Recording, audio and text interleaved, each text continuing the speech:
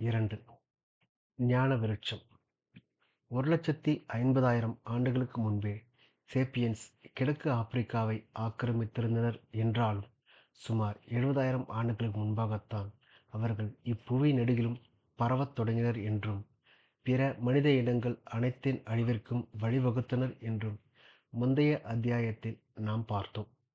இதற்கு இடைப்பட்ட காலகட்டத்தில் பண்டைய சேப்பியன்ஸ் தோற்றத்தில் நம்மை ஒத்திருந்தனர் என்றாலும், அவர்களுடைய மூளைகள் நம்முடைய மூளைகளைப் போல பெரிதாக இருந்தபோதிலும், மற்ற மனித இனங்களோடு ஒப்பிடுகையில் அவர்கள் குறிப்பிடத்தக்க அனுகூலங்கள் எதையும் அனுபவிக்கவில்லை.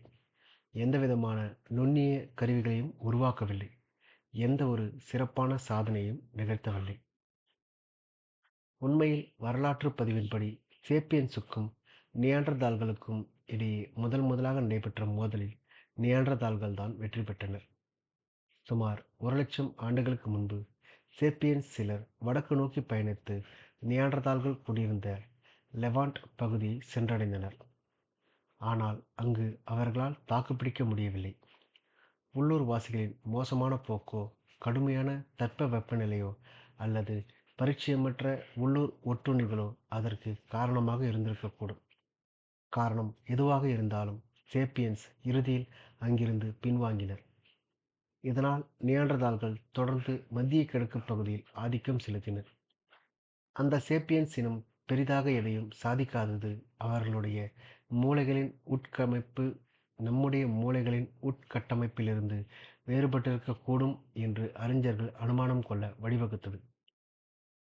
அந்த சேப்பியன்ஸ் இனத்தினர் தோற்றத்தில் நம்மைப் போல இருந்தனர் என்றாலும், கற்றல், நினைவில் வைத்திருத்தல், கருத்துக்களை பரிமாற்றிக் கொள்ளுதல் ஆகிய அறிவுத்திறன் தொடர்பான விஷயங்களில் அவர்கள் அதிகமாக மட்டுப்படுத்தப்பட்டிருந்தனர்.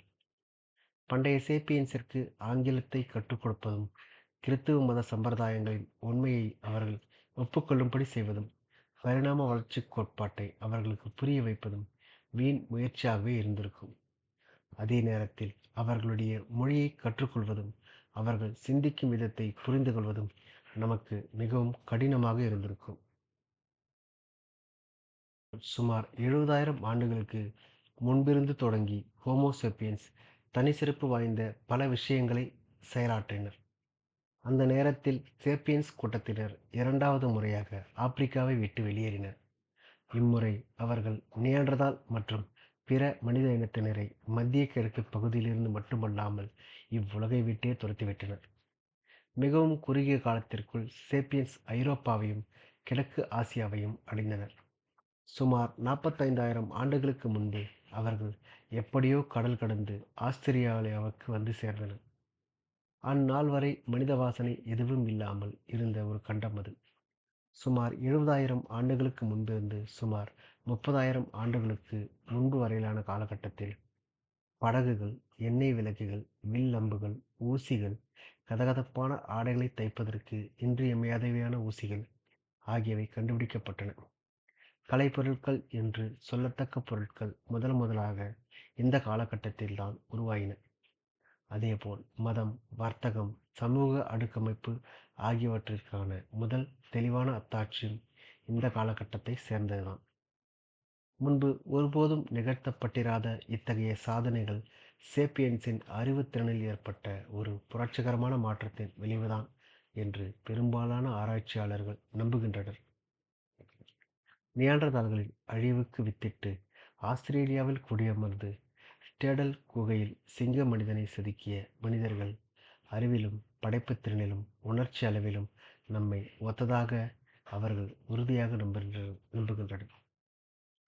ஸ்டேடல் குகையில் கலைப்பொருட்களை உருவாக்கிய கலைஞர்களை நாம் சந்திக்க நேர்ந்தால் அவர்களுடைய மொழியை நம்மாலும், நம்முடைய மொழியை அவர்களாலும் கற்றுக்கொள்ள முடியும். அலாவுதீனின் அற்புத விளக்கில் துவக்கி குவாண்டம் இயற்பியல் கோட்பாடுகள் வரை நமக்கு தெரிந்த எல்லாவற்றையும் அவர்களுக்கு நம்மால் விளக்க முடியும்.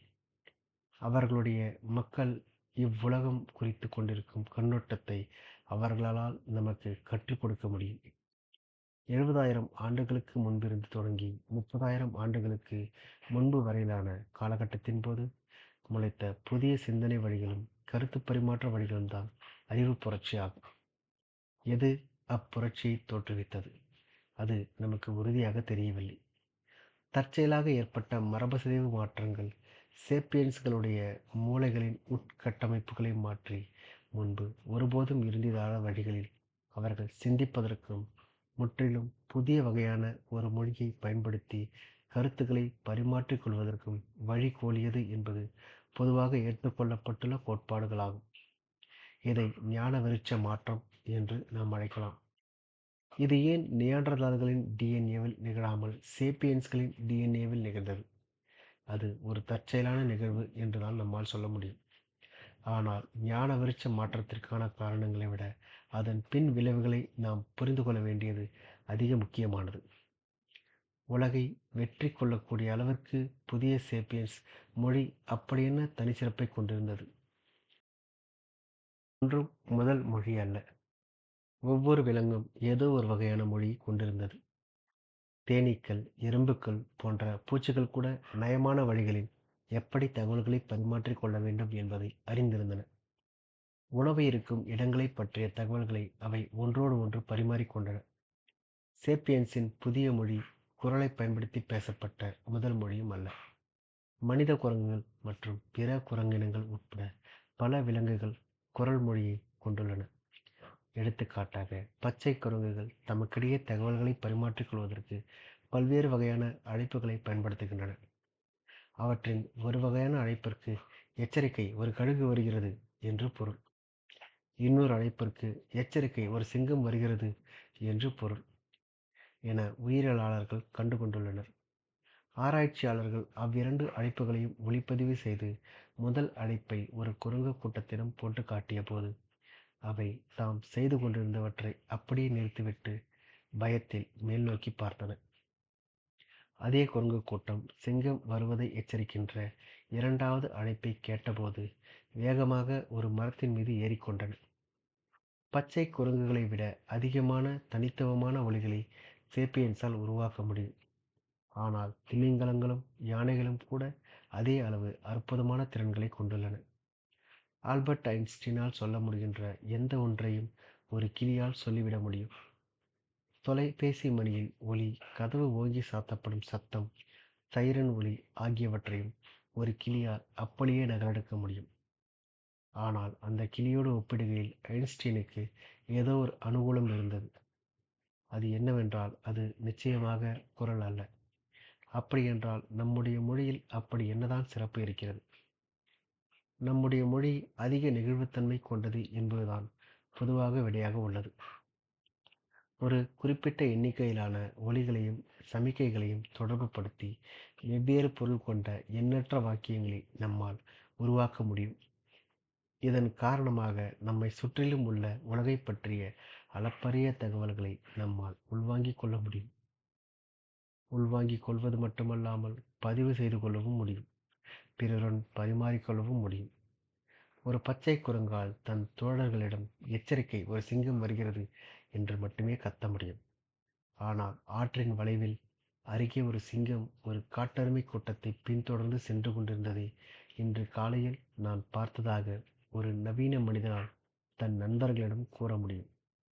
பிறகு துல்லியமாக அது எந்த இடம் என்பதையும் அந்த இடத்திற்கு இட்டு செல்லக்கூடிய பல்வேறு பாதைகளையும் அவனால் விவரிக்க முடியும்.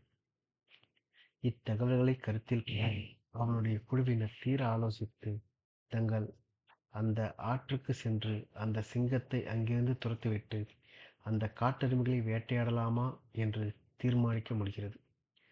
ஆனால் இவ்வுலகை பற்றிய தகவல்களை பகிர்ந்து கொள்வதற்கான ஒரு வழியாகவே நம்முடைய தனித்துவமான மொழி உருவானதாக ஒரு இரண்டாவது கோட்பாடு கூறுகிறது. ஆனால் இங்கே தெரிவிக்கப்பட வேண்டியிருந்த முக்கியமான தகவல் சிங்கங்களையோ அல்லது காட்டெருமைகளையோ பற்றியது அல்ல, மாறாக மனிதர்களை பற்றியதே. வம்பு பேசுவதற்காக ஒரு வழியாகவே நம்முடைய மொழி வளர்ந்துள்ளது. ஹோமோசேப்பியன்ஸ் அடிப்படையில் ஒரு சமூக விலங்கு என்று இக்கோட்பாடு கூறுகின்றது. நாம் உயிர் பிழைத்து இருப்பதற்கும் இனப்பெருக்கம் செய்வதற்கும் சமூக ஒத்துழைப்பு தான் நம்முடைய அடிப்படை தேவையாக உள்ளது. சிங்கங்களும் காட்டெருமைகளும் இருக்கின்ற இடங்களை பற்றி மனிதர்கள் அறிந்திருப்பது போதுமானதாக அல்ல. தங்கள் குழுவில் யாருக்கு யார் மீது வெறுப்பு உள்ளது, யார் யாரோடு நெருக்கமான உறவு கொண்டிருக்கிறார்கள், யார் நேர்மையானவர்கள், யார் ஏமாற்றுப் பேர்வழிகள் என்பதை அவர்கள் அறிந்திருக்க வேண்டியது அதைவிட அதிக முக்கியமானதாகும். ஒரு சில நபர்களுக்கு இடையே தொடர்ந்து மாறிக்கொண்டே இருக்கின்ற உறவுகளை கண்காணிப்பதற்கு ஒருவர் எவ்வளவு தகவல்களை திரட்டி பதிவு செய்து வைத்துக் கொள்ள வேண்டியிருக்கிறது என்பதை பார்க்கும்போது மலைப்பாக உள்ளது. 50 நபர்களை உள்ளடக்கிய ஒரு குழுவில் இருவர் தனிப்பட்ட முறையில் ஒருவரோடு ஒருவர் 1225 விவாதங்களில் தொடர்பு வைத்திருக்க முடியும். அதோடு எண்ணற்ற விவாதங்களில் அவர்கள் தங்களுக்குள் சிக்கலான சமூக உறவுகளை அமைத்துக் கொள்ள முடியும். மனித குரங்குகள் அனைத்துமே இத்தகைய சமூக தகவல்களின் தீவிர ஆர்வம் காட்டுகின்றன. ஆனால் திறமையாக வம்பு பேச்சில் ஈடுபடுவது அவற்றுக்கு பெரும் பிரச்சனையாக இருக்கின்றது. ஒருவருடைய முதுகுக்கு பின்னால் வம்பு பேசுவது நியாண்டர்தால்களுக்கும் பண்டைய ஹோமோ சேப்பியன்ஸ்களுக்கும் கூட கடினமானதாகத்தான் இருந்திருக்க வேண்டும். அதிக எண்ணிக்கையிலான நபர்களின் ஒத்துழைப்பை பெறுவதற்கு இது ஓர் இன்றியமையாத திறனாகும். நவீன சேப்பியன்ஸ் சுமார் 70,000 ஆண்டுகளுக்கு முன்பு கைவசப்படுத்திய புதிய மொழித்திறமைகள் அவர்கள் மணிக்கணக்கில் வம்பு பேச்சிலும் வீண் அரட்டையிலும் ஈடுபடுவதையும் சாத்தியமாக்கின. யார் நம்பத்தக்கவர்கள் என்பது பற்றிய நம்பகமான தகவல்கள் இருந்தபோது சிறிய கூட்டங்களால் பெரிய கூட்டங்களாக விரிவடைய முடிந்தது.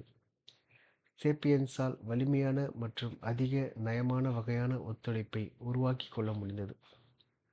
வம்பு பேச்சு கோட்பாடு என்பது வேடிக்கையானதாக தோன்றக்கூடும், ஆனால் எண்ணற்ற ஆய்வுகள் அதற்கு ஆதரவாக உள்ளன. இன்று கூட மனித கருத்து பரிமாற்றங்களில் பெரும்பகுதி வம்பு பேச்சாகத்தான் இருக்கின்றது. அவர்கள் மின்னஞ்சல் மூலமாக பேசிக்கொண்டாலும் சரி, அல்லது தொலைபேசி வாயிலாக அல்லது செய்தித்தாள் கட்டுரை வாயிலாக கருத்துக்களை பரிமாறிக்கொண்டாலும் சரி, வம்பு பேச்சுத்தான் அவர்கள் பரிமாற்றிக்கொள்ளும் முக்கிய தகவல்களாக இருக்கிறது. வம்பு பேச்சில் ஈடுபடுவது நமக்கு மிகவும் இயல்பாக வருவதை பார்க்கும்போது நம்முடைய மொழி முக்கியமாக இந்த விஷயத்திற்காகவே உருவானதைப் போல தோன்றுகிறது. வரலாற்று பாடங்களை கற்றுக் கொடுக்கும் பேராசிரியர்கள் மதிய உணவு இடைவேளையில் சந்தித்துக் கொள்ளும் பொழுது முதலாம் உலகப் போருக்கான காரணங்களைப் பற்றி பேசிக்கொள்வார்கள் என்று நீங்கள் நினைக்கிறீர்களா? அறிவியல் கருத்தரங்குகளில் கலந்து கொள்ளும் அணுக்கரு இயற்பியலாளர்கள் தேநீர் இடைவெளியின் போது குவார்க்குகளை பற்றி விவாதிப்பதில் தங்கள் நேரத்தை செலவிடுவார்கள் என்று நீங்கள் நினைக்கிறீர்களா? சில சமயங்களில் அப்படி நடக்கிறது. ஆனால் பெரும்பாலான நேரம் தன் கணவன் இன்னொரு பெண்ணுடன் தொடர்பு வைத்திருந்ததை கண்டுபிடித்து விட்ட ஒரு பேராசிரியை பற்றியோ, அல்லது தங்கள் துறை தலைவருக்கும் நிறுவன தலைவர்களுக்கும் இடையே நடந்த சண்டையை பற்றியோ, அல்லது தங்களுடைய சக ஊழியர் ஒருவர் தன்னுடைய ஆராய்ச்சிக்காக கொடுக்கப்பட்ட நிதியை கொண்டு நவீன கார் ஒன்றை வாங்கியது குறித்த வதந்திகளையோ அது பற்றிய கதைகளையோ பற்றிதான் அவர்கள் வம்பு பேசுகின்றனர். பொதுவாக வம்பு பேச்சு எப்போதும் தவறான செய்கைகள் மீதுதான் கவனம் செலுத்துகிறது. வதந்திகளை பரப்புகின்றவர்கள்தான் மோசமானவர்களைப் பற்றிய நம்முடைய சமுதாயத்திற்கு எடுத்துரைத்து ஏமாற்று பேர்வழிகளிடமிருந்து நம்முடைய சமுதாயத்தை பாதுகாக்கின்ற பத்திரிகையாளர்களின் முன்னோடிகள். வம்பு பேச்சு கோட்பாடும் ஆற்றின் அருகே ஒரு சிங்கம் இருக்கிறது கோட்பாடும் நடைமுறையில் ஏற்புடையவையாகத்தான் இருக்க வேண்டும். ஆனாலும் நம்முடைய மொழியின் உண்மையான தனித்துவமான அம்சம் மனிதர்களையும் சிங்கங்களையும் பற்றிய தகவல்களை பரப்புவதற்கான அதனுடைய திறன் அல்ல. மாறாக இல்லவே இல்லாத விஷயங்களை பற்றிய தகவல்களை பரப்புவதற்கான அதனுடைய திறன்கள்தான் நம் மொழிக்குரிய தனித்துவமான அம்சமாகும். நமக்கு தெரிந்தவரை தாங்கள் ஒருபோதும் பார்த்திராத, தொட்டிராத மற்றும் முகந்திராத ஏராளமான விஷயங்களை பற்றி பேசுவதற்கு சேப்பியன்ஸால் மட்டுமே முடியும்.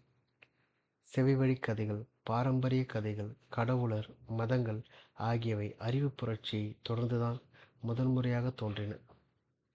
முன்பெல்லாம் விலங்குகளாலும் மனித இனத்தினராலும் எச்சரிக்கை, ஒரு சிங்கம் வருகிறது என்று கூற முடிந்தது. ஆனால் அறிவு புரட்சியின் விளைவாக சிங்கம்தான் நம்முடைய பழங்குடியின் காவல் தெய்வம் என்று கூறுவதற்கான திறனை ஹோமோசேப்பியன்ஸ் கைவசப்படுத்தினர்.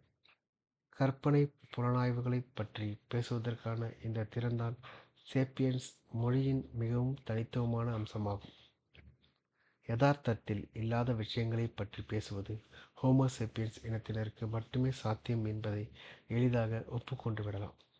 நீங்கள் ஒரு குரங்கிடம் சென்று, நீ இப்போது எனக்கு ஒரு வாழைப்பழத்தை கொடுத்தால், நீ இறந்து குரங்குகளின் சொர்க்கத்தை சென்றடையும் போது அங்கு உனக்கு கணக்கற்ற வாழைப்பழங்கள் கிடைக்கும் என்று வாக்கு கொடுப்பதன் மூலம் அதனிடமிருந்து ஒரு வாழைப்பழத்தை ஒருபோதும் உங்களால் வாங்க முடியாது. ஆனால் கற்பனை புனைவு ஏன் முக்கியமானதாக இருக்கின்றது? உண்மையில் அது தவறான திசையில் உங்களை வழிநடத்தக்கூடும். உங்கள் கவனத்தை சிதறடிக்கக்கூடும். காளான்களையும் மான்களையும் தேடி காற்றுக்குள் செல்லும் மக்களோடு ஒப்பிடுகையில், தேவதைகளையும் ஒற்றை கொம்பு குதிரைகளையும் தேடி காற்றுக்குள் செல்லும் மக்கள் உயிர் பிழைத்திருப்பதற்கான வாய்ப்புகள் மிகவும் குறைவே.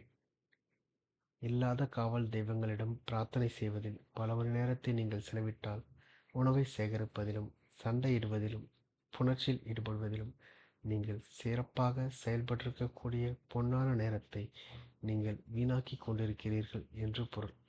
சரிதானே? கற்பனை புனைவானது விஷயங்களை நாம் வெறுமனே கற்பனை செய்வதற்கு வழிவகுத்துள்ளதோடு நின்றுவிடாமல், அதை நாம் எல்லோருமாக சேர்ந்து கூட்டாக செயல்படுவதை உறுதி செய்துள்ளது. உலகம் படைக்கப்பட்டிருக்கும் விதம் பற்றி பைபிளில் கூறப்பட்டுள்ள கதைகளையும், தங்களுடைய மூதாதையர்தான் இந்த ஒட்டுமொத்த உலகத்தையும் படைத்தனர் என்று ஆஸ்திரேலிய பழங்குடியினர் நம்புகின்ற கதைகளையும், நவீன நாடுகளின் தேசியவாத கதைகளையும் நம்மால் எளிதாக புனைய முடிகிறது. இப்படிப்பட்ட கதைகள் மக்கள் அதிக எண்ணிக்கையில் ஒத்துழைப்பதற்கான திறனை சேப்பியன்ஸ்களுக்கு கொடுக்கின்றன. எறும்புகளாலும் தேனீக்களாலும் மிகப்பெரிய எண்ணிக்கையில் ஒன்றாக சேர்ந்து வேலை செய்ய முடிகிறது. ஆனால் அவை சற்றும் வளைந்து கொடுக்காத ஒரு விதத்திலும் நம்முடைய நெருக்கமான உறவினர்களுடன் மட்டுமே அவ்வாறு இணைந்து செயல்படுகின்றன. ஓநாய்களும் சிம்பன்சிகளும் எறும்புகளை விட அதிகமாக வளைந்து கொடுத்து ஒத்துழைக்கின்றன. ஆனால் அவையும் தமக்கு மிகவும் நெருக்கமான பரிச்சயமான உறுப்பினர்களுடன் சிறிய எண்ணிக்கையில் மட்டுமே ஒத்துழைக்கின்றன. சேப்பியன்ஸால் அதிகமாக வளைந்து கொடுத்தும் எண்ணற்ற அந்நியர்களுடன் இணைந்தும் செயல்பட முடிகிறது. அதனால்தான் எறும்புகள் நாம் மிச்சம் போட்டுள்ளவற்றை உட்கொண்டு விட்டு போகின்றன. சிம்பன்சிகள் உயிரியல் பூங்காக்களிலும் ஆராய்ச்சி கூடங்களிலும் அடைபட்டு கிடக்கின்றன. ஆனால் சேப்பியன்ஸ் இவ்வுலகை ஆண்டு கொண்டிருக்கின்றன. பியூஜோ நிறுவனம் பற்றிய செவிவழி கதை. நம்முடைய தூரத்து சொந்தங்களான சிம்பன்சிகள் பொதுவாக பல டஜன் உறுப்பினர்களை கொண்ட சிறிய குழுக்களாக வாழ்கின்றன. அவை தமக்கிடையே நெருக்கமான நட்புறவை வளர்த்துக் கொள்கின்றன, சேர்ந்து வேட்டையாடுகின்றன. பஃபூன்களும் சிறுத்தைகளும் எதிரி சிம்பன்சிகளுக்கும் எதிராக தோளோடு தோள் நின்று சண்டையிடுகின்றன. அவற்றின் சமூக கட்டமைப்பு அடுக்கதிகார முறையில் அமைந்திருக்கின்றது. ஒவ்வொரு குழுவிலும் ஒரு சிம்பன்சி மிகுந்த ஆதிக்கம் செலுத்தும். எப்போதும் ஒரு ஆண் சிம்பன்சி தான் அந்நிலையில் இருக்கும். அது ஆல்பா ஆண் என்று அழைக்கப்படுகின்றது. பிற ஆண் சிம்பன்சிகளும் பெண் சிம்பன்சிகளும் எப்போதும் அந்த ஆல்பா ஆணுக்கு கட்டுப்பட்டுதான் நடக்கின்றன. மனிதர்கள் எவ்வாறு ஓர் அரசனின் முன்பாக பணிவோடு தலைவணங்கி நிற்பாரோ, அதேபோல அவையும் அந்த ஆல்பா ஆணின் முன்பாக பணிவோடு தலைகுனிந்து நிற்கின்றன. ஒரு விதமான உருமல் சத்தத்தையும் அவை வெளியிடுகின்றன. ஓர் ஆல்பா ஆண் தன்னுடைய படையினரிடையே சமூக இணக்கத்தை உருவாக்கவும் அதை தக்க வைத்துக் கொள்ளவும் பெருமுயற்சி மேற்கொள்கிறது. இரண்டு உறுப்பினர்கள் தமக்குள் சண்டையிட்டுக் கொள்ளும் பொழுது அது குறுக்கிட்டு அங்கு வன்முறை ஏதும் நிகழாமல் தடுக்கும். ஆனால் ஒரு விஷயத்தில் மட்டும் அது பிற உறுப்பினர்களிடம் இரக்கம் காட்டுவதில்லை. தனக்கு பிடித்தமான உணவுப் பொருட்களை தான் மட்டுமே உண்ணுவதில் அது உறுதியாக இருக்கிறது. தன் குழுவில் அடுக்கதிகார அமைப்பில் கீழ்மட்டத்தில் இருக்கின்ற ஆண் சிம்பன்சிகள் பெண் சிம்பன்சிகளுடன் புணர்ச்சியில் ஈடுபடுவதை அது தடுத்து விடுகிறது. ஆல்பா பதவிக்கு இரண்டு ஆண் சிம்பன்சிகள் போட்டியிடும் போது தம்முடைய குழுவுக்குள் தமக்கு பெரும் ஆதரவை திரட்டி விரிவான கூட்டணிகளை உருவாக்குவதன் மூலம் அவை அப்போட்டியில் பங்கு கொள்கின்றன. ஆதரவாளர்களும் ஆல்பா பதவிக்கு போட்டியிடும் சிம்பன்சிகளும் இடையேயான உறவுகள் தினமும் அன்பை வெளிப்படுத்துவதன் அடிப்படையில் அமைந்துள்ளன. கட்டியணைத்தல், தொடுதல், முத்தமிடுதல், அழகுபடுத்தி விடுதல் போன்றவற்றின் மூலம் ஆல்பா பதவிக்கு போட்டியிடும் சிம்பன்சிகள் தம் அன்பை வெளிப்படுத்துகின்றன. தேர்தல் பிரச்சாரங்களில் கலந்து கொள்ளும் மனித அரசியல்வாதிகள் எப்படி எல்லோருடனும் கைகுலுக்குவாரோ, எப்படி குழந்தைகளை முத்தமிடுவாரோ, அதேபோல தம்முடைய குழுவின் தலைமை பொறுப்பை அடைய விரும்புகின்ற சிம்பன்சிகள் மற்ற உறுப்பினர்களை கட்டி அணைப்பதிலும் அவற்றின் முதுகில் தட்டி கொடுப்பதிலும் சிம்பன்சி குட்டிகளை முத்தமிடுவதிலும் அதிக நேரத்தை செலவிடுகின்றன. ஆல்பா ஆண் பதவியை ஒரு சிம்பன்சி வெற்றி கொள்வது தன்னுடைய உடல் வலிமையால் அல்ல, மாறாக ஒரு பெரிய நிலையான கூட்டணியை முன்னின்று வழிநடத்துவதன் மூலமாகத்தான் அது வெற்றி பெறுகிறது. ஆல்பா பதவிக்கான வெளிப்படையான போராட்டங்களின் போது மட்டுமின்றி அன்றாட நடவடிக்கைகள் அனைத்திலும் கூட கூட்டணிகள் ஒரு மைய பங்கு வகிக்கின்றன. ஒரு கூட்டணியில் உள்ள சிம்பன்சிகள் ஒன்றோடு ஒன்று அதிக நேரம் செலவிடுகின்றன, தமக்கிடையே உணவை பகிர்ந்து கொள்கின்றன, பிரச்சனையான நேரத்தில் ஒன்றுக்கொன்று உதவி கொள்கின்றன. குழுக்கள் எவ்வளவு பெரிதாக இருக்க வேண்டும் என்பதற்கு தெளிவான வரம்புகள் இருக்கின்றன. ஒரு குழு சிறப்பாக செயல்பட வேண்டுமென்றால் அதன் உறுப்பினர்கள் ஒன்றையொன்று மிக நன்றாக அறிந்திருக்க வேண்டும். ஒருபோதும் சந்தித்திராத, ஒருபோதும் தமக்குள் சண்டையிட்டிராத, பரஸ்பரம் ஒன்றை ஒன்று அழகுபடுத்துவதில் ஈடுபட்டிராத இரண்டு சிம்பன்சிகளால் பரஸ்பரம் ஒருவரை ஒருவர் நம்பலாமா என்பதையும், ஒருவருக்கொருவர் உதவி கொள்வது பயனுள்ளதுதானா என்பதையும், அடுக்கதிகார அமைப்பை பொறுத்தவரை யாருடைய நிலை உயர்ந்தது என்பதையும் அறிந்து கொள்ள முடிகிறது. இயல்பான சூழ்நிலைகளில் ஒரு சிம்பன்சி குழுவில் சுமார் 25லிருந்து 50 சிம்பன்சிகள் வரை இருக்கும். அந்த எண்ணிக்கை அதிகரிக்கும் போது சமூக ஒழுங்கு சீர்கெடுகின்றது. இறுதியில் அங்கு ஒரு பிளவு ஏற்பட்டு சில உறுப்பினர்கள் சேர்ந்து ஒரு புதிய குழுவை உருவாக்கி கொள்கின்றனர். ஒரு சில குழுக்களில் மட்டுமே 100க்கும் அதிகமான உறுப்பினர்கள் இருப்பதை உயிரியலாளர்கள் கண்டுபிடித்துள்ளனர். தனித்தனி குழுக்கள் அரிதாகவே ஒன்றோடு ஒன்று ஒத்துழைக்கின்றன. மாறாக தம்முடைய வசிப்பிட எல்லைக்காகவும் உணவுக்காகவும் அவை ஒன்றோடு ஒன்று போட்டியிடுகின்றன. குழுக்களுக்கு இடையே நீண்டகால சண்டைகள் நடைபெற்றுள்ளதை ஆராய்ச்சியாளர்கள் அதிகாரப்பூர்வமாக ஆவணங்களில் பதிவு செய்துள்ளனர். ஒரு குறிப்பிட்ட கூட்டம் தன்னுடைய அண்டை கூட்டம் ஒன்றின் பெரும்பாலான உறுப்பினர்களை கொன்று குவித்து இனப்படுகொலை ஒன்றை நடத்தியதை பதிவு செய்யப்பட்டுள்ளது. பண்டைய ஹோமோசேப்பியன்ஸ் உட்பட துவக்ககால மனிதர்கள் அனைவரின் சமூக வாழ்விலும் இதே போக்கு ஆதிக்கம் செலுத்தியது. சிம்பன்சிகளைப் போலவே மனிதர்களும் சமூக ரீதியான உள்ளுணர்வை கொண்டுள்ளனர். இந்த உள்ளுணர்வுதான் நம்முடைய மூதாதையர் தங்களுக்குள் நட்புறவையும் அடுக்கதிகார அமைப்பையும் ஏற்படுத்தி கொள்ளவும், சேர்ந்து சண்டையிடவும், சேர்ந்து வேட்டையாடவும் வழிவகுத்தது. ஆனால் சிம்பன்சிகளின் சமூக உள்ளுணர்வைப் போலவே மனிதர்களுடைய உள்ளுணர்வும் சிறிய நெருக்கமான குழுக்களுக்கு மட்டுமே பொருத்தமானதாக இருந்தது. ஒரு குழு அளவுக்கு அதிகமாக பெரிதாக வளர்ந்தபோது அதன் சமூக ஒழுங்கு சீர்குலைந்து அக்குழு பிளவுபட்டது. ஒரு செழிப்பான பள்ளத்தாக்கால் பண்டைய சேப்பியன்ஸ் 500 பேருக்கு உணவளிக்க முடிந்தாலும் கூட அத்தனை அந்நியர்கள் சேர்ந்து வாழ்வது சாத்தியமற்றதாக இருந்தது. யார் தலைவராக இருக்க வேண்டும், யார் எங்கே வேட்டையாட வேண்டும், யார் யாருடன் புணர்ச்சியில் ஈடுபட வேண்டும் என்பதில் அவர்கள் எப்படி ஓர் உடன்பாட்டிற்கு வர முடியும்?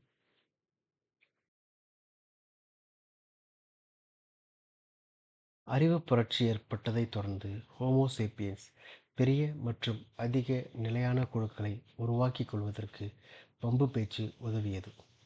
ஆனால் வம்பு பேச்சிற்கும் எல்லைகள் இருக்கின்றன. வம்பு பேச்சினால் இணைந்துள்ள ஒரு குழுவின் இயல்பான உச்சபட்ச எண்ணிக்கை சுமார் 150 தனிநபர்கள்தான் என்று சமூகவியல் ரீதியான ஆராய்ச்சிகள் வெளிக்காட்டியுள்ளது.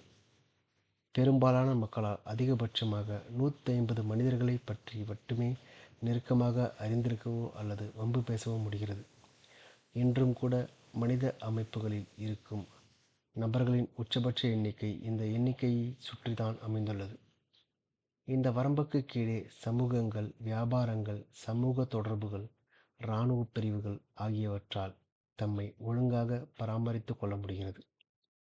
முக்கியமாக ஒருவரை ஒருவர் நெருக்கமாக அறிந்திருப்பது, வம்பு பேசுவது ஆகியவற்றின் அடிப்படையில் அவர்களால் தங்கள் அமைப்புகளை ஒழுங்காக நிர்வகிக்க முடிகிறது.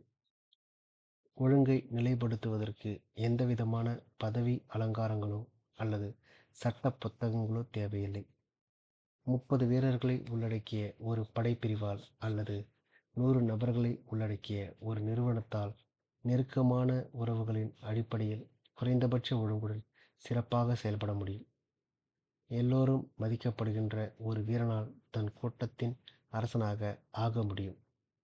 அதிகாரத்தை உள்ளடக்கிய பதவிகளில் இருக்கின்றவர்கள் மீது கூட அதிகாரம் செலுத்த முடியும். ஒரு நிர்வாக குழுமமோ ஒரு முதன்மை நிர்வாக அதிகாரியோ அல்லது ஒரு கணக்கியல் துறையோ இல்லாமலும் கூட ஒரு சிறிய குடும்ப வணிகத்தால் வெற்றிகரமாக செயல்பட முடியும். ஆனால் 150 தனிநபர்கள் என்ற அந்த வரம்பு மீறப்படும் போது விஷயங்கள் மாறுகின்றன. ஒரு சிறிய படைப்பிரிவை நிர்வகிக்கின்ற அதே விதத்தில் 1000 வீரர்களை உள்ளடக்கிய ஒரு பெரிய படையை உங்களால் இயக்க முடியாது.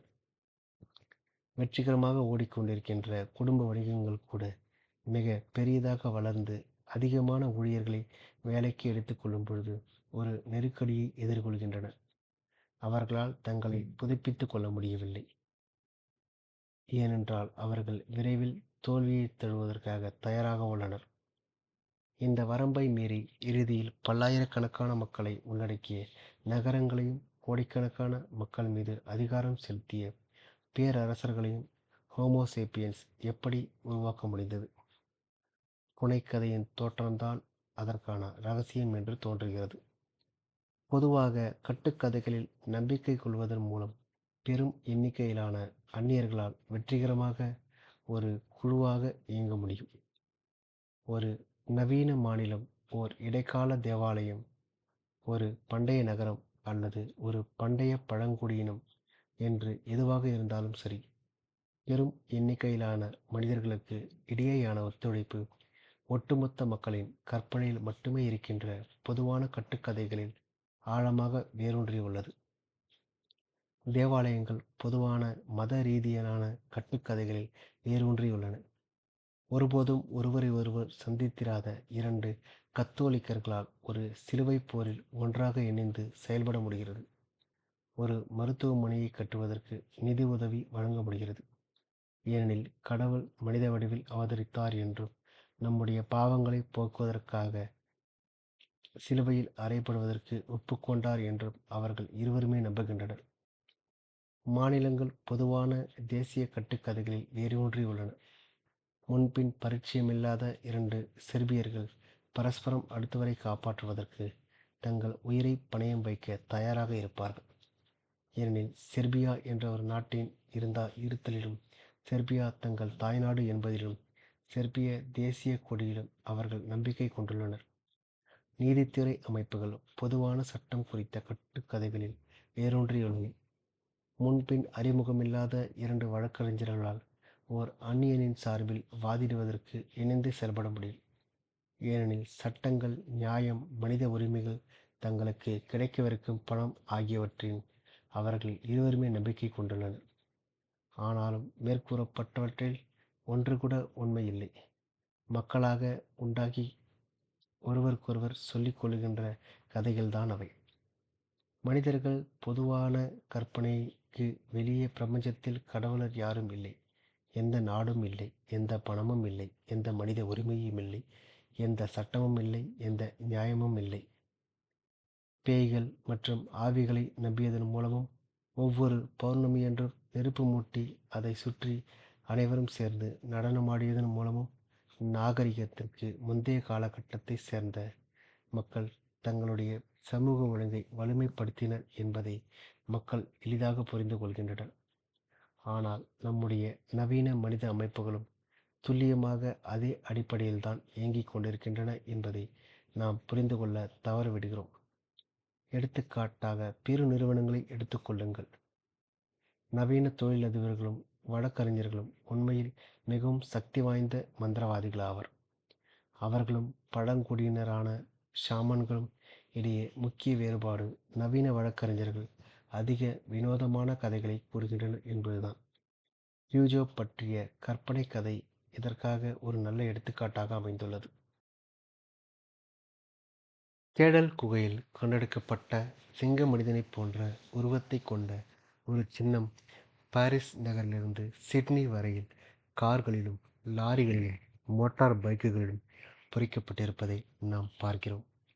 ஐரோப்பாவின் மிக பழமையான மற்றும் மிகப்பெரிய கார் உற்பத்தி நிறுவனமான பியூஜோவால் தயாரிக்கப்படுகின்ற வண்டிகளின் முற்பகுதியை அலங்கரிக்கின்ற ஓர் உருவ சின்னம் அது.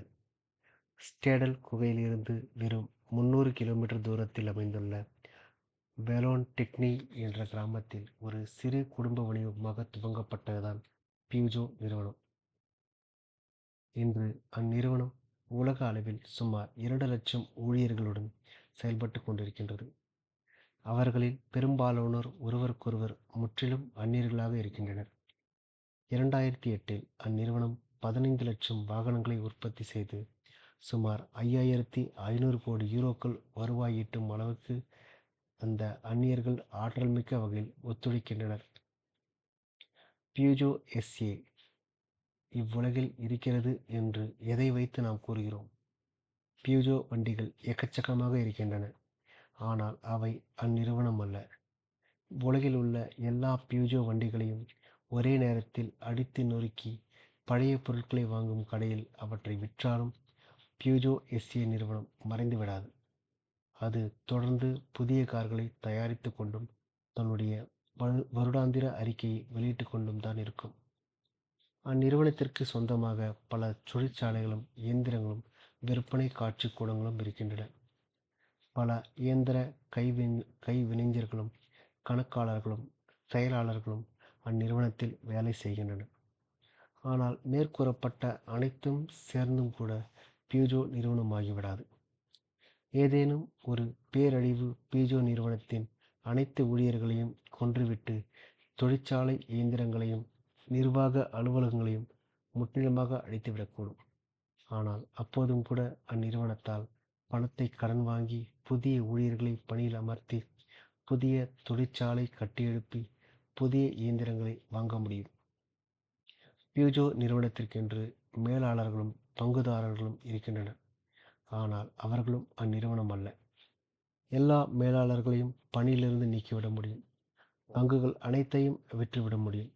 ஆனாலும் அந்நிறுவனம் தொடர்ந்து உறுதியாக நிலை கொண்டிருக்கும். பியூஜோ நிறுவனம் எதன் தாக்குதலிலும் ஆளாகாது. அது நிரந்தரமானது என்று அதற்கு அர்த்தமில்லை. அந்நிறுவனம் கலைக்கப்பட்டாக வேண்டும் என்று ஒரு நீதிபதி ஆணையிட்டால் அந்நிறுவனத்தின் தொழிற்சாலைகள் அப்படியே இருக்கும். அதன் ஊழியர்களும் கணக்காளர்களும் மேலாளர்களும் பங்குதாரர்களும் தொடர்ந்து வாழ்வர். ஆனால் பியூஜோ எஸ்ஏ மட்டும் உடனடியாக மறைந்துவிடும். சுருக்கமாக கூறினால் இந்த பௌதிக உலகத்துடன் பியூஜோவுக்கு எந்த தொடர்பும் இருக்காது. அந்நிறுவனம் உண்மையிலேயே நிலை கொண்டிருக்கிறதா? பியூஜோ என்பது நம்முடைய கூட்டு கற்பனையில் விளைந்த ஒரு புனைக்கதையாகும். வழக்கறிஞர்கள் இதை ஒரு சட்ட புனைக்கதை என்று அழைக்கின்றனர். பியூஜோவை யாராலும் சுட்டிக்காட்ட முடியாது. அது தொட்டுணரக்கூடிய ஒரு பொருள் அல்ல. ஆனால் சட்ட ரீதியான உரிமைகளையும் கடமைகளையும் கொண்ட ஒரு பொருளாக அது நிலைத்திருக்கிறது. உங்களையும் என்னையும் போலவே அது எந்த நாட்டில் செயல்பட்டு கொண்டிருக்கிறதோ அதன் சட்டங்களுக்கு உட்பட்டதாக அது உள்ளது. அந்நிறுவனத்தால் வங்கியில் தன் பெயரில் ஒரு கணக்கை திறக்க முடியும். சொத்துக்களை வாங்க முடியும். அது வாரிசு வரிகளை செலுத்துகிறது. அந்நிறுவனத்தின் உரிமையாளர்களையும் ஊழியர்களையும் விடுவித்து தனியாக அந்நிறுவனத்தின் மீது மட்டும் நம்மால் வழக்கு தொடர முடியும். பியூஜோ நிறுவனம் லிமிடெட் நிறுவனங்கள் என்ற ஒரு குறிப்பிட்ட சட்ட புனைக்கதை வகையை சேர்ந்தது. இப்படிப்பட்ட நிறுவனங்களுக்கு பின்னால் உள்ள யோசனை மனிதகுலத்தின் ஒரு மிக அறிவார்ந்த கண்டுபிடிப்புகளில் ஒன்றாகும். ஹோமோசேப்பியன்ஸ் பல்லாயிரக்கணக்கான ஆண்டுகள் இவை எதுவும் இல்லாமல் வாழ்ந்து வந்தனர். வரலாற்று பதிவுகளின்படி சதையும் இரத்தமும் கொண்ட மனிதர்களால் மட்டுமே சொத்துக்களை வாங்க முடியும். அதாவது அவர்கள் 2 கால்களில் நிற்கக்கூடியவர்களாகவும் பெரிய மூளைகளை கொண்டவர்களாகவும் இருக்க வேண்டும். எடுத்துக்காட்டாக 13ஆம் நூற்றாண்டு பிரான்சில் ஜீன் என்பவர் சுமை வண்டிகள் தயாரிக்கும் ஒரு பணிமனையை நிர்மாணித்திருந்தால் அவரேதான் அந்த வியாபாரமும் என்று பொருள்படும். அவர் உற்பத்தி செய்த ஒரு வண்டி அதை ஒருவர் வாங்கிய ஒரு வாரத்தில் உடைந்துவிட்டால் ஜீன் மீது தனிப்பட்ட முறையில் அந்நபர் வழக்கு தொடர்ந்திருப்பார். தன்னுடைய பணிமனையை உருவாக்குவதற்கு ஜீன் 1000 பொற்காசுகளை கடன் வாங்கியிருந்து அவருடைய தொழில் தோற்று போனால் அவர் தன்னுடைய வீடு, தன் பசு, தன் நிலம் போன்ற தன்னுடைய தனிப்பட்ட சொத்துக்களை விற்று அக்கடனை அடைக்க வேண்டியிருந்திருக்கும். அவர் தன்னுடைய குழந்தைகளை கூட அடிமைகளாக விற்க வேண்டியிருந்திருக்கும். அப்படியும் அவரால் தன் கடன் முழுவதையும் அடைக்க முடியாமல் போனால் அரசாங்கம் அவரை சிறையில் அடைத்திருக்கும். அல்லது அவருக்கு கடன் கொடுத்தவர்கள் அவரை தங்களுடைய அடிமையாக ஆக்கியிருப்பார்கள். தன்னுடைய பணிமனையால் ஏற்பட்ட அனைத்து செலவுகளும் எந்த வரம்புமின்றி அவர்தான் முழு பொறுப்பு. நீங்கள் அந்த காலகட்டத்தில் வாழ்ந்திருந்தால் சொந்தமாக ஒரு தொழிற்சாலை துவக்குவதற்கு முன்பாக நீங்கள் இருமுறை யோசித்திருப்பீர்கள். இந்த சட்ட சிக்கல் தான் சொந்தமாக தொழிற்சாலைகளை துவங்குவதை தடுத்தது. மக்கள் புதிய தொழில்களை துவக்க அஞ்சினர். பண விஷயத்தில் அவர்கள் எந்த சாகசத்திலும் ஈடுபட விரும்பவில்லை. தங்களுடைய குடும்பங்களை நடுத்தருவுக்கு கொண்டு வந்து விடக்கூடிய சாத்தியமிருந்த ஒரு விஷயத்தில் ஈடுபட அவர்கள் தயாராகவும் இருக்கவில்லை. அது அவர்களுக்கு அவ்வளவு மதிப்பு வாய்ந்ததாக தோன்றவில்லை. அதனால்தான் லிமிடெட் நிறுவனங்களின் இருத்தல் பற்றி மக்கள் கூட்டாக கற்பனை செய்ய தொடங்கினர். அப்படிப்பட்ட நிறுவனங்கள் அவற்றை தோற்றுவித்த நபர்களிடமிருந்தும் அவற்றின் பணத்தை முதலீடு செய்வதர்களிடமிருந்தும் அவற்றை நிர்வகித்துக் கொண்டிருந்தவர்களிடமிருந்தும் சட்ட ரீதியாக தனித்து இருந்தன. கடந்த ஒரு சில நூற்றாண்டுகளாக அப்படிப்பட்ட நிறுவனங்கள் தான் பொருளாதார அரங்கில் முக்கியத்துவம் வாய்ந்தவையாக திகழ்ந்து வந்துள்ளன. நாம் அவற்றுக்கு மிகவும் பழக்கப்பட்டு விட்டதால் அவை நம்முடைய கற்பனையில் மட்டுமே உள்ளன என்பதை நாம் மறந்து விடுகின்றோம். அமெரிக்காவில் வரையறுக்கப்பட்ட பொறுப்பு நிறுவனம் ஒன்றுக்கான துறை சார்ந்த வார்த்தை கார்ப்பரேஷன் என்பதாகும். இது ஒரு முரண் நகையான விஷயமாகும். ஏனெனில் கார்ப்பரேஷன் என்ற வார்த்தை கார்ப்ஸ் என்ற லத்தீன் வார்த்தையிலிருந்து வருகிறது. லத்தீன் மொழியில் அந்த வார்த்தைக்கு உடல் என்று பொருள்.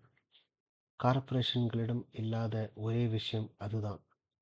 இந்நிறுவனங்களுக்கு உண்மையான உடல்கள் இல்லை என்ற போதிலும் அமெரிக்க சட்ட அமைப்பு முறை அவற்றை சட்ட ரீதியான தனிநபர்களாக கருதுகிறது. அதாவது அவற்றை இரத்தமும் சதையும் கொண்ட மனிதர்களாக கருதுகின்றது.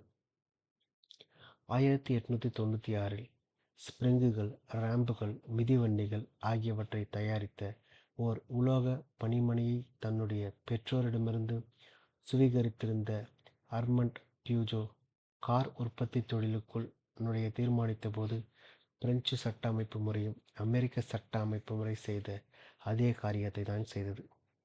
அர்மண்ட் ஒரு வரையறுக்கப்பட்ட பொறுப்பு நிறுவனத்தை தோற்றுவித்து அதற்கு தன்னுடைய பெயரையே வைத்தார். ஆனாலும் அது அவரிடமிருந்து தனித்து இருந்தது.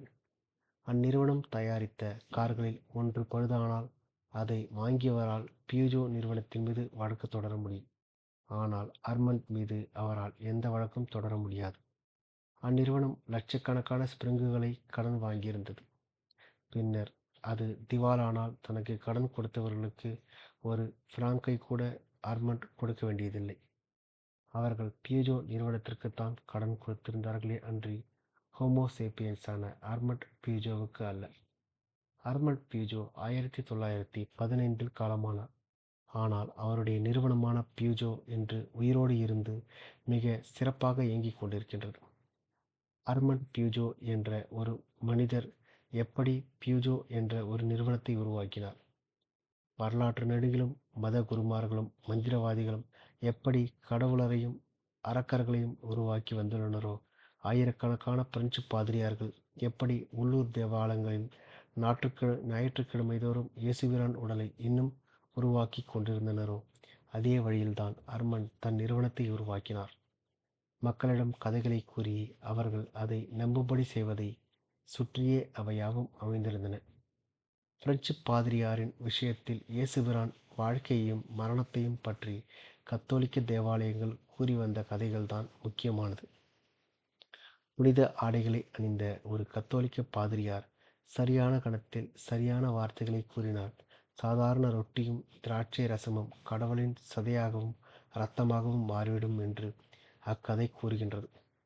அப்பாதிரியார் "ஹாக் எக்ஸ் கார்ப்ஸ் மோயம்" என்று உரத்த குரலில் கூறியவுடன் அது மாயாஜாலமான இயேசுவின் சதியாக மாறிவிடும். பாதிரியார் முறையாகவும் துல்லியமாகவும் எல்லா சடங்குகளையும் கடைபிடித்திருந்ததைப் பார்த்த கடவுள் நம்பிக்கை கொண்ட கோடிக்கணக்கான பிரெஞ்சு கத்தோலிக்கர்கள் அந்த புனித ரொட்டியிலும் திராட்சை ரசத்திலும் கடவுள் உண்மையிலேயே இருந்ததாக நம்பினர். பியூஜே எஸ்ஏ நிறுவனத்தின் விஷயத்தில் பிரெஞ்சு நாடாளுமன்றத்தால் இயற்றப்பட்ட சட்ட விதிதான் முக்கிய கதையாக இருந்தது. பிரெஞ்சு நாடாளுமன்ற உறுப்பினர்களின்படி முறையாக சட்டம் பயின்ற ஒரு வழக்கறிஞர் முறையான சடங்குகள் மற்றும் சம்பிரதாயங்கள் அனைத்தையும் ஒழுங்காக கடைபிடித்து தேவையான மாய வசியங்களையும் உறுதிமொழிகளையும் அற்புதமாக அலங்கரிக்கப்பட்ட ஒரு தாளின் மீது எழுதி அந்த ஆவணத்தின் கீழே தன்னுடைய அழகான கையொப்பத்தை பதிவு செய்தால் மாயாஜாலமான ஒரு புதிய நிறுவனம் உருவாக்கப்பட்டு விடுகிறது. 1996இல் அர்மண்ட் பியூஜோ தன்னுடைய நிறுவனத்தை உருவாக்கிக் கொள்ள விரும்பிய போது இந்த புனித செயல்முறைகள் தான் அனைத்தையும் செய்வதற்கு பணம் கொடுத்து ஒரு வழக்கறிஞரை அவர் நிர்மாணித்தார். அந்த வழக்கறிஞர் சரியான சம்பிரதாயங்கள் அனைத்தையும் கடைபிடித்து தேவையான அனைத்து வசியங்களையும் உறுதிமொழிகளையும் கூறியபோது கோடிக்கணக்கான பிரெஞ்சு குடிமக்கள் பியூஜோ நிறுவனம் உண்மையிலேயே யதார்த்தத்தின் பௌதிக வடிவம் பெற்றதைப் போல நடந்து கொண்டனர். மக்கள் மீது தாக்கம் ஏற்படுத்தக்கூடிய வகையான கதைகளை சொல்லுவது எளிதல்லவல். கதை சொல்லுவது கடினமான காரியமல்ல. ஆனால் அதை எல்லோரும் நம்பும்படி செய்வதுதான் பிரச்சனையே. வரலாற்றின் பெரும் பகுதி பின்வரும் கேள்வியை சுற்றித்தான் அமைந்துள்ளது. கடவுளர், நாடுகள், லிமிடெட் நிறுவனங்கள் ஆகியவற்றை பற்றிய குறிப்பிட்ட சில கதைகளை நம்பும்படி கோடிக்கணக்கான மக்களை ஒருவர் எப்படி ஒப்புக்கொள்ள வைப்பது? ஆனால் அது வெற்றிகரமாக நிறைவேற்றப்படும்போது அது சேப்பியன்ஸுக்கு அளப்பரிய அதிகாரத்தை கொடுக்கிறது. ஏனெனில் கோடிக்கணக்கான அந்நியர்கள் ஒருவரோடு ஒருவர் ஒத்துழைத்து பொதுவான இலக்குகளை நோக்கி இணைந்து செயல்படுவதை அது சாத்தியமாக்குகின்றது. ஆறுகள், மரங்கள், சிங்கங்கள் என்று இவ்வுலகில் பௌதீக ரீதியாக இருக்கின்றவற்றை பற்றி மட்டுமே நம்மால் பேச முடியும் என்ற நிலை இருந்திருந்தால் மாநிலங்கள், தேவாலயங்கள், சட்ட அமைப்பு முறைகள் ஆகியவற்றை உருவாக்குவது எவ்வளவு கடினமானதாக இருந்திருக்கும் என்று கற்பனை செய்து பாருங்கள். காலப்போக்கில் ஒன்றுக்கொன்று தொடர்புடைய பல கதைகளை உள்ளடக்கிய நம்புவதற்குரிய விதத்தில் சிக்கலான வலையமைப்பு ஒன்றை மக்கள் உருவாக்கி வைத்துள்ளனர். இந்த வலையமைப்பிற்குள் பியூஜோ போன்ற புனைகதைகள் நிலைத்திருப்பதோடு மட்டுமல்லாமல் அவை அளப்பரிய சக்தியையும் கைவசப்படுத்துகின்றன. இந்த கதை வலையமைப்பு வாயிலாக மக்கள் உருவாக்குகின்ற விஷயங்கள் கல்வியாளர் வட்டங்களில் புனைகதைகள், சமூக கட்டுக்கதைகள் அல்லது கற்பனையான யதார்த்தங்கள் என்று அழைக்கப்படுகின்றன. ஒரு கற்பனையான யதார்த்தம் என்பது ஒரு பொய் அல்ல. ஆற்றின் அருகே சிங்கம் எதுவும் இல்லை என்பதை நான் நன்றாக அறிந்திருந்தும் அங்கே ஒரு சிங்கம் இருப்பதாக நான் கூறும்போது நான் பொய் கூறுகிறேன் என்று பொருள். பொய்களில் எந்த சிறப்பும் இல்லை. பச்சை குரங்குகளாலும் சிம்பன்சிகளாலும் கூட பொய் சொல்ல முடியும். எடுத்துக்காட்டாக, அருகே எந்த சிங்கமும் இல்லாத ஒரு நேரத்தில் எச்சரிக்கை, சிங்கம் ஒன்று வருகிறது என்று ஒரு பச்சை குரங்கு குரல் கொடுத்ததை ஆராய்ச்சியாளர்கள் கவனித்தனர். இந்த எச்சரிக்கை அறிவிப்பை கேட்டவுடன் அவ்விடத்தில் ஒரு வாழைப்பழத்தை கண்டுபிடித்திருந்ததை சக குரங்கு ஒன்று பயந்து அங்கிருந்து ஓடிவிட்டது. பொய் கூறிய குரங்கு அந்த வாழைப்பழத்தை திருடி கொண்டு தின்றுவிட்டது. பொய் கூறுவதைப் போலின்றி ஒரு கற்பனையான யதார்த்தம் என்பது எல்லோரும் நம்புகின்ற ஒரு விஷயமாகும். இந்த சமூக நம்பிக்கை நிலைத்திருக்கும் வரை அந்த கற்பனையான யதார்த்தம் இவ்வுலகின் மீது தாக்கம் ஏற்படுத்தி கொண்டேதான் இருக்கும். ஸ்டேடல் குகையில் சிங்க மனிதன் உருவத்தை செதுக்கிய சிற்பி சிங்க மனிதன் என்ற காவல் தெய்வத்தின் இருத்தலில் உண்மையான நம்பிக்கை கொண்டிருந்திருக்கக்கூடும். சில மந்திரவாதிகள், ஏமாற்றுக்கார பேர்வழிகள் என்பது உண்மையாக இருந்தாலும் பெரும்பாலானோர் கடவுளர் மற்றும் அரக்கர்களின் இருத்தலில் உண்மையிலேயே நம்பிக்கை கொண்டுள்ளனர். பெரும்பாலான கோடீஸ்வரர்கள் பணம் மற்றும் லிமிடெட் நிறுவனங்களின் இருத்தலில் உண்மையான நம்பிக்கை கொண்டுள்ளனர். மனித உரிமைகளுக்காக போராடுபவரில் பெரும்பாலானோர் மனித உரிமைகள் என்ற ஒன்று இருப்பதாக உண்மையிலேயே நம்புகின்றனர். 2011இல் லிபிய நாட்டு அரசாங்கம் தன்னுடைய குடிமக்களின் மனித உரிமைகளை மதிக்க வேண்டும் என்று ஐக்கிய நாடுகள் சபை அந்நாட்டிடம் வலியுறுத்திய போது யாரும் பொய்யுரைத்துக் கொண்டிருக்கவில்லை. இத்தனைக்கும் ஐக்கிய நாடுகள் சபை, லிபியா, மனித உரிமைகள் ஆகிய அனைத்துமே நம்முடைய வளமான கற்பனைகளில் முளைத்தெழுந்த கதைகள்தான். அறிவு புரட்சி ஏற்பட்டதிலிருந்து சேப்பியன்ஸ் ஓர் இரட்டை யதார்த்தத்தில் வாழ்ந்து வந்துள்ளனர். ஒருபுறம் ஆறுகள், மரங்கள், சிங்கங்கள் ஆகிய பௌதிக ரீதியான யதார்த்தங்கள் இருக்கின்றன. மறுபுறம் கடவுளர், நாடுகள், லிமிடெட் நிறுவனங்கள் போன்ற கற்பனையான யதார்த்தங்கள் இருக்கின்றன. காலப்போக்கில் கற்பனையான யதார்த்தம் அதிக சக்தி கொண்டதாக ஆக்கியது. எனவே இன்று ஆறுகள், மரங்கள், சிங்கங்கள் ஆகியவற்றை தொடர்ந்து நிலைத்திருப்பது அமெரிக்கா, கூகுள் போன்ற கற்பனையான விஷயங்களின் தயவை சார்ந்துள்ளது. மரபணு தொகுதிகளை மீறிய வளர்ச்சி. வார்த்தைகளின் வாயிலாக ஒரு கற்பனையான யதார்த்தத்தை உருவாக்கிக் கொள்வதற்கான திறன் எண்ணற்ற அந்நியர்கள் பயனுள்ள விதத்தில் ஒத்துழைப்பதை சாத்தியமாக்கியது. ஆனால் அது அதைவிட பெரிதாக ஒன்றையும் செய்தது. பெரிய அளவிலான மனித ஒத்துழைப்பு என்பது கட்டுக்கதைகளின் அடிப்படையில் அமைந்திருப்பதால் அந்த கட்டுக்கதைகளை மாற்றுவதன் மூலம், அதாவது முற்றிலும் வேறுபட்ட கதைகளை கூறுவதன் மூலம் மக்கள் ஒத்துழைக்கின்ற விதத்தை மாற்ற முடியும். சரியான சூழல்களில் கட்டுக்கதைகள் மிக வேகமாக மாறக்கூடியவையாக இருக்கின்றன. 1789இல் பிரெஞ்சு மக்கள் ஒரே இரவில் அரசர்களின் தெய்வீக உரிமை என்ற கட்டுக்கதையை நம்புவதை விட்டுவிட்டு மக்களின் இறையாண்மை என்ற கட்டுக்கதையை நம்பத் தொடங்கினர். அறிவு புரட்சி ஏற்பட்டதிலிருந்து ஹோமோ சேப்பியன்ஸ் இனத்தால் தன்னுடைய தேவைகளுக்கு ஏற்ப தன்னுடைய நடவடிக்கைகளை வேகமாக மாற்றிக்கொள்ள முடிந்து வந்துள்ளது. மரபியல் ரீதியான வளர்ச்சியின் போக்குவரத்து நெரிசல்களை தவிர்த்து விட்டுவிட்டு கலாச்சார ரீதியான வளர்ச்சி எனும் வேகப்பாதையை அது திறந்துவிட்டது. இந்த வேகப்பாதையில் அதிவேகத்தில் பயணித்து வந்துள்ள ஹோமோ சேப்பியன்ஸ் இனம் ஒத்துழைப்பதற்கான திறனை பொறுத்தவரை பிற அனைத்து மனித இனங்களையும் விலங்குகளையும் வெகுவாக பின்னுக்கு தள்ளிவிட்டது. பிற சமூக விலங்குகளின் நடத்தை பெருமளவுக்கு அவற்றின் மரபணுக்களால் தான் தீர்மானிக்கப்படுகின்றது. டிஎன்ஏ ஒரு கொடுங்கோலன் அல்ல. விலங்குகளின் நடத்தை அவற்றின் சுற்றுச்சூழல் காரணிகள் மற்றும் சில தனிப்பட்ட விசித்திர போக்குகளின் தாக்கத்திற்கும் உள்ளாக்கியது. ஆனால் ஒரு குறிப்பிட்ட சுற்றுச்சூழலில் ஒரே இனத்தை சேர்ந்த விலங்குகள் ஒரே விதத்தில் நடந்து கொள்கின்றன. பொதுவாக மரபு சிதைவு மாற்றங்கள் ஏற்படாமல் சமூக நடத்தையில் குறிப்பிடத்தக்க மாற்றங்கள் நிகழ்வது சாத்தியமற்றது. எடுத்துக்காட்டாக, பொது சிம்பன்சிகள் ஓர் ஆல்பா ஆணின் தலைமையில் அமைந்த அடுக்கதிகார அமைப்பைக் கொண்ட குழுக்களில் வாழும் போக்கை கொண்டுள்ளன.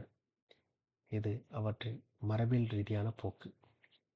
சிம்பன்சி இனத்துடன் மிக நெருங்கிய தொடர்பு கொண்டுள்ள பொனபோ என்ற இனத்தின் உறுப்பினர்கள் பொதுவாக பெண் உறுப்பினர்கள் ஆதிக்கம் செலுத்துகின்ற அதிக சமத்துவமான குழுக்களில் வாழுகின்றனர்.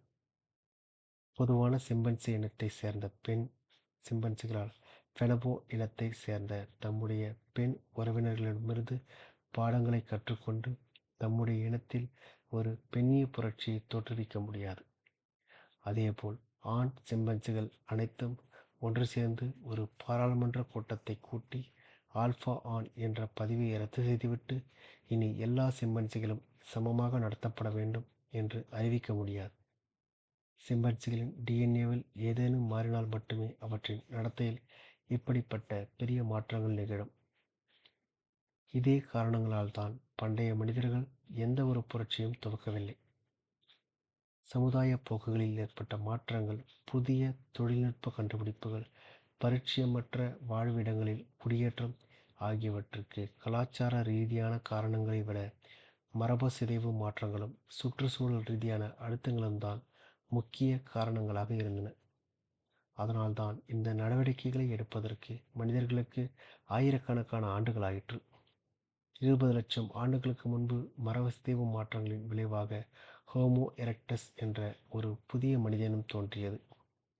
அதைத் தொடர்ந்து விரைவில் ஒரு புதிய கற்கருவி தொழில்நுட்பம் முளைத்திருந்தது. அந்த இனத்தின் வளர்ச்சிக்கு உதவிய ஒரு முக்கிய அம்சமாக அது இன்று அங்கீகரிக்கப்படுகின்றது. ஹோமோ எரெக்டஸ் இனம் மரபியல் ரீதியாக மேலும் மாறாமல் இருந்தவரை அதன் கற்கருவிகள் சுமார் 20 லட்சம் ஆண்டுகளாக எந்த மாற்றமும் இல்லாமல் அப்படியே இருந்தன. இதற்கு நேர்மாறாக அறிவுப் புரட்சியைத் தொடர்ந்து சேப்பியன்ஸால் தங்களுடைய நடத்தையை விரைவாக மாற்றிக்கொள்ள முடிந்த காரணத்தால் மரபியல் ரீதியான அல்லது சுற்றுச்சூழல் ரீதியான எந்தவொரு மாற்றத்தின் தேவையுமின்றி எதிர்கால தலைமுறையினர்களுக்கு புதிய நடத்தைகளை அவர்களால் சீதனமாக கொடுக்க முடிந்தது. இதற்கான ஒரு தலைசிறந்த எடுத்துக்காட்டை இப்பொழுது பார்க்கலாம். கத்தோலிக்க பாதிரியார்கள், புத்தகத் துறவிகள், சீன நாட்டு அரசு அதிகாரிகளாக இருந்து வந்த திருநங்கையினர் போன்ற குழந்தைகளை பெற்றுக்கொள்ளாத மேட்டுக்குடியினர் தொடர்ந்து தோன்றிக் கொண்டே இருக்கின்றனர். இத்தகையோரின் இருத்தல் இயற்கை தேர்ந்தெடுப்பு செயல்முறையின் அடிப்படை கொள்கைகளுக்கு எதிரானதாக இருக்கின்றது. ஏனெனில் சமூகத்தில் பேராதிக்கம் செலுத்துகின்ற இந்த உறுப்பினர்கள் குழந்தைகளை பெற்றுக்கொள்வதை தாங்களாகவே விருப்பப்பட்டு கைவிடுகின்றனர். ஆனால் செம்பன்சி இனத்திலுள்ள ஆல்பா ஆண் செம்பன்சிகள் தம் அதிகாரத்தை பயன்படுத்தி எத்தனை பெண் செம்பன்சிகளுடன் உறவு கொள்ள முடியுமோ அத்தனை செம்பன்சிகளுடன் அவ்வுறவில் ஈடுபடுகின்றன. அதன் விளைவாக ஏராளமான குட்டிகளை ஈன்றெடுத்து அவை தம்முடைய குழுக்களை பெரிதாக்குகின்றன. இதற்கு நேர்மாறாக கத்தோலிக்க ஆல்பா ஆண் புணர்ச்சியில் ஒருபோதும் ஈடுபடுவதில்லை, குழந்தைகளையும் வளர்த்தெடுப்பதில்லை. அவர் புணர்ச்சியை துறப்பதற்கு காரணம் தீவிரமான உணவு பற்றாக்குறை, உடலுறவுக்கான துணை இல்லாமை போன்ற தனித்துவமான சூழல்கள் அல்ல. மறைவசிதைவு மாற்றமும் அதற்கு காரணமல்ல. கத்தோலிக்க தேவாலயம் பல நூற்றாண்டுகளாக நீடித்து வந்துள்ளதற்கு காரணம் ஒரு போப்பாண்டவர் தனக்கு அடுத்த போப்பாண்டவர்களுக்கு துறவற மரபணு ஒன்றை சுவீகரமாக கொடுத்துவது அல்ல, மாறாக புதிய ஏற்பாட்டையும் கத்தோலிக்க மத சடங்குகளையும் பற்றிய கதைகளை தலைமுறை தலைமுறையாக பரப்பி வந்துள்ளதுதான். இதை வேறு வார்த்தைகளில் கூறினால், பண்டைய மனிதர்களின் நடத்தை போக்குகள் பல்லாயிரக்கணக்கான ஆண்டுகளாக ஒரே மாதிரி இருந்து வந்தன. ஆனால் சேப்பியன்ஸால் தங்களுடைய சமூக கட்டமைப்புகளையும் தங்களுக்கு இடையேயான உறவாடல்களின் இயல்பையும் தங்களுடைய பொருளாதார நடவடிக்கைகளையும் இன்னும் ஏராளமான நடத்தைகளையும் 10 - 20 ஆண்டுகளுக்குள் முற்றிலுமாக மாற்றிக்கொள்ள முடிந்தது. 1900 பெர்லின் நகரில் பிறந்து 100 வயது வரை வாழ்ந்த ஒரு பெண்மணியை கற்பனை செய்து கொள்ளுங்கள். அவர் தன் குழந்தை பருவத்தை ஜெர்மானிய பேரரசான 2ஆம் வில்ஹெல்மின் நோஹென்சோல்லர்ன் பேரரசின் கீழ் கழித்திருப்பார். தன்னுடைய முதிர் பருவத்தை வைமார் குடியரசிலும் நாஜி ஜெர்மனியிலும் கம்யூனிச கிழக்கு ஜெர்மனியிலும் கழித்திருப்பார். தன்னுடைய முதுமை பருவத்தில் மீண்டும் ஒன்றிணைந்த ஒரு ஜனநாயக ஜெர்மனியின் குடிமகளாக அவர் இறந்து போயிருப்பார். அவர் வாழ்ந்த காலம் நெடுகிலும் அவருடைய டிஎன்ஏவில் எந்த மாற்றமும் நிகழவில்லை. ஆனால் 5 வெவ்வேறு சமூக அரசியல் அமைப்பு முறைகளின் ஒரு அங்கமாக அவர் இருந்திருந்தார். சேப்பியன்ஸ் இனத்தின் வெற்றிக்கான முக்கிய காரணம் அதுதான். ஒற்றைக்கு ஒற்றை சண்டையில் ஒரு நியாண்டர்தால் மனிதனால் ஒரு சேப்பியன்ஸை எளிதாக வீழ்த்தியிருக்க முடியும். ஆனால் நூற்றுக்கணக்கான சேப்பியன்ஸுடனான சண்டையில் நியாண்டர்தால் இனத்தினரால் தாக்குப்பிடித்திருக்க முடியாது. சிங்கங்கள் இருக்கும் இடங்களைப் பற்றிய தகவல்களை நியாண்டர்தால்களால் ஒருவருக்கொருவர் பகிர்ந்து கொள்ள முடிந்தது. ஆனால் பழங்குடியின ஆவிகளைப் பற்றிய கதைகளை அவர்களால் கூறவோ அல்லது திருத்தியமைக்கவோ முடியவில்லை. புனைக்கதையை உருவாக்கும் திறன் அற்றவர்களாக இருந்த நியாண்டர்தால்களால் ஆற்றல்மிக்க விதத்தில் பெரும் எண்ணிக்கையில் ஒத்துழைக்க முடியவில்லை. வேகமாக மாறிக்கொண்டிருந்த சவால்களுக்கு ஏற்ப தங்களுடைய சமூக நடத்தையை அவர்களால் மாற்றியமைத்துக் கொள்ளவும் முடியவில்லை. நியாண்டர்தால்களின் மனிதருக்குள் புகுந்து அவர்கள் என்ன நினைத்தனர் என்பதை புரிந்து கொள்ள நம்மால் முடியாது என்றாலும், அவர்களுடைய எதிரிகளான சேப்பியன்ஸின் அறிவோடு ஒப்பிடுகையில் அவர்களுடைய அறிவு மட்டுப்படுத்தப்பட்டிருந்தது பற்றிய மறைமுகமான ஆதாரங்கள் நம்மிடம் இருக்கின்றன. ஐரோப்பாவின் மையப் பகுதிகளில் 30,000 ஆண்டுகளுக்கு முன்பு சேப்பியன்ஸ் வாழ்ந்த இடங்களை அகழ்ந்து ஆய்வு செய்கின்ற தொல்பொருள் ஆராய்ச்சியாளர்கள் மத்திய தரைக்கடல் மற்றும் அட்லாண்டிக் பெருங்கடலின் கரையோர பகுதிகளைச் சேர்ந்த கடற்சிட்டுகளை எப்போதேனும் அங்கு கண்டுபிடிக்கின்றனர். பல்வேறு சேப்பியன்ஸ் குழுக்களுக்கு இடையேயான நீண்ட தூர வர்த்தகத்தின் வாயிலாகத்தான் இச்சிற்பிகள் ஐரோப்பாவின் மைய பகுதிகளை வந்தடைந்திருக்க வேண்டும். நியாண்டர்தால் மனிதர்கள் வாழ்ந்த பகுதிகளில் அப்படிப்பட்ட வர்த்தகங்கள் நடைபெற்றதற்கான எந்தவித ஆதாரமும் இல்லை. ஒவ்வொரு குழுவும் உள்ளூரில் கிடைத்ததை பொருட்களை கொண்டு தன்னுடைய சொந்த கருவிகளை தயாரித்தது. இன்னொரு எடுத்துக்காட்டு தெற்கு பசிபிக் பகுதியிலிருந்து வருகிறது. நியூ கினி தீவிற்கு வடக்கே அமைந்துள்ள நியூ அயர்லாந்து தீவில் வாழ்ந்த சேப்பியன்ஸ் குழுக்கள் அப்சிடியன் என்ற ஓர் எரிமலை கண்ணாடியை பயன்படுத்தி மிக வலிமையான மற்றும் கூரான கருவிகளை தயாரித்தனர்.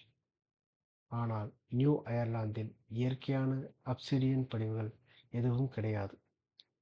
சேப்பியன்ஸ் பயன்படுத்திய அப்சிடியன் சுமார் 400 கிலோமீட்டர் தூரத்தில் அமைந்துள்ள நியூ பிரிட்டன் என்ற தீவில் இருந்த அப்சிடியன் படிவுகளிலிருந்து கொண்டு வரப்பட்டதாக பரிசோதனை கூட ஆய்வுகள் வெளிப்படுத்தின.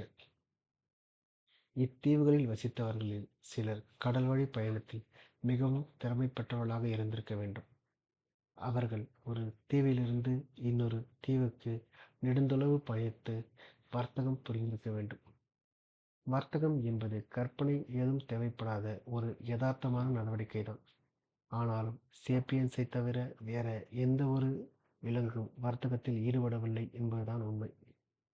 சேப்பியன்ஸின் எந்த வர்த்தக தொடர்புகள் குறித்து நம்மிடம் விரிவான ஆதாரங்கள் உள்ளனவோ அவை அனைத்தும் கற்பனை புனைவின் அடிப்படையில் அமைந்தவைதான்.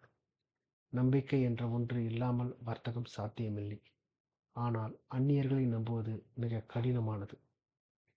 இன்றைய உலகளாவிய வர்த்தக தொடர்பானது டாலர், அமெரிக்க மத்திய வங்கி, பெருநிறுவனங்களின் ட்ரேட்மார்க் முத்திரைகள் போன்ற கற்பனையான விஷயங்களில் நாம் கொண்டுள்ள நம்பிக்கையின் அடிப்படையில் அமைந்துள்ளது. ஒரு பழங்குடியின சமுதாயத்தை சேர்ந்த 2 அந்நியர்கள் தங்களுக்கிடையே வர்த்தகம் செய்து கொள்ள விரும்பினால் ஒரு பொதுவான கடவுள், கற்பனையான மூதாதையர், ஓர் அடையாள சின்னமாக விளங்கும் ஒரு விலங்கு போன்ற ஏதோ ஒன்றை குறிப்பிட்டு அவர்கள் தங்களுக்கிடையே நம்பிக்கையை வளர்த்துக் கொள்வர். அப்படிப்பட்ட புனை கதைகளில் நம்பிக்கை கொண்டிருந்த பண்டைய சேப்பியன்ஸ் கடற்சிற்பிகளையும் அப்சிடியன்களையும் வர்த்தகம் செய்திருந்தனர் என்றால் அவர்களால் தகவல்களையும் பகிர்ந்து கொள்ள முடிந்திருக்க வேண்டும். இதன் மூலம் நியாண்டர்தால்களும் பிற பண்டைய மனிதர்களும் உதவிய தகவல் தொடர்பு பிணைப்பை விட அதிக ஆழமான, அதிக விரிவான, அதிக புத்திசாலித்தனமான தகவல் தொடர்பு பிணைப்பை அவர்கள் உருவாக்கியிருக்க வேண்டும்.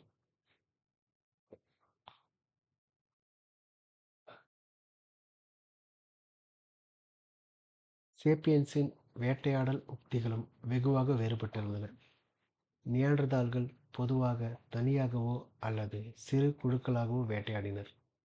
ஆனால் சேப்பியன்ஸ் பல டஜன் தனிநபர்கள் ஒரு கூட்டுறவுடன் இயங்குவதற்கான உக்திகளை உருவாக்கினர். சில சமயங்களில் பல்வேறு பெரிய குழுக்களின் ஒத்துழைப்புடன் அவர்கள் வேட்டையாடினர். எடுத்துக்காட்டாக, காட்டுக் குதிரைகள் போன்ற விலங்குகளின் ஒட்டுமொத்த கூட்டத்தை எல்லோருமாக சேர்ந்து சூழ்ந்து கொண்டு ஒரு குறுகிய மலையிடுக்கை நோக்கி அவற்றை துரத்தி சென்று அந்த குறுகலான இடைவெளியில் அவற்றை எளிதாக மொத்தமாக வெட்டி கொள்வது அவர்கள் குறிப்பாக பயன்படுத்திய ஆற்றல் மிக்க ஒரு உத்தி ஆகும். எல்லாம் அவர்களுடைய திட்டப்படி நடந்தால் ஒரே ஒரு மதிய பொழுதில் அவர்கள் எல்லோருடைய கூட்டு முயற்சியின் விளைவாக அன்று அனைவருக்கும் எக்கச்சக்கமான இறைச்சியும் கொழுப்பும் விலங்கு தோல்களும் கிடைக்கும். அவர்கள் விரும்பினால் அவர்களுடைய மரபின்படி ஒரு மாபெரும் விருந்து வைத்து அத்தனை இறைச்சியையும் எல்லோரும் பகிர்ந்து உண்டனர். அல்லது பின்னர் பயன்படுத்துவதற்காக அதை காய வைத்தோ அல்லது புகை மூட்டம் போட்டோ அல்லது உறைய வைத்தோ பாதுகாத்தனர். ஆண்டுதோறும் விலங்குகள் மொத்தமாக கூட்டம் கூட்டமாக இவ்விதத்தில் கொல்லப்பட்ட இடங்களை தொல்பொருள் ஆராய்ச்சியாளர்கள் கண்டுபிடித்துள்ளனர்.